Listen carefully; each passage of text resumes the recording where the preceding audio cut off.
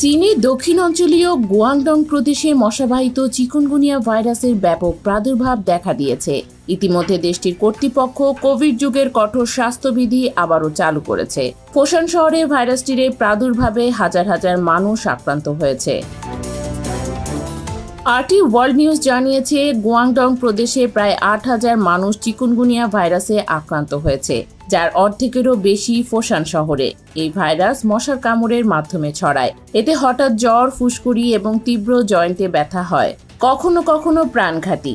বিশ্ব স্বাস্থ্য সংস্থার তথ্য অনুযায়ী বিশ্বব্যাপী ৭ মিলিয়নেরও বেশি মানুষের মৃত্যু হওয়া কোভিড-১৯ মতো চিকুনগুনিয়া মানুষ থেকে মানুষে সরাসরি সংক্রমিত হয় না, তবে এটি মশার মাধ্যমে ছড়াতে পারে যদি তারা আক্রান্ত ব্যক্তিকে কামড়ায়। ফোশানে আক্রান্ত ব্যক্তিদের বিশেষ আইসোলেশন ওয়ার্ড বা হাসপাতালে কোয়ারেন্টাইনে রাখা হচ্ছে। স্থানীয় কর্তৃপক্ষ মশার নির্মূল অভিযান শুরু করেছে। কমিউনিটি কর্মীরা ঘরে ঘরে পরিদর্শন করছেন এবং যারা নির্দেশনা মানছেন না তাদের প্রায় $১৫০০ পর্যন্ত জরিমানা করছে। পাশাপাশি মুখোমুখি হতে হচ্ছে ফৌজদারি অভিযোগেরও। সোশ্যালে দেখা গেছে কীটনাশক স্প্রে করার কারণে ফোশানের রাস্তাগুলো কুয়াশায় ঢাকা। মশার প্রজনন স্থান শনাক্ত করতে মোতায়েন করা হয়েছে ড্রোন। এছাড়াও কর্তৃপক্ষ এলিফ্যান্ট মশা নামে একটি ক্ষতিকর নয় এমন প্রজাতি প্রবর্তন করেছে, যাদের লার্ভা ভাইরাস বহনকারী মশাদের শিকার করে।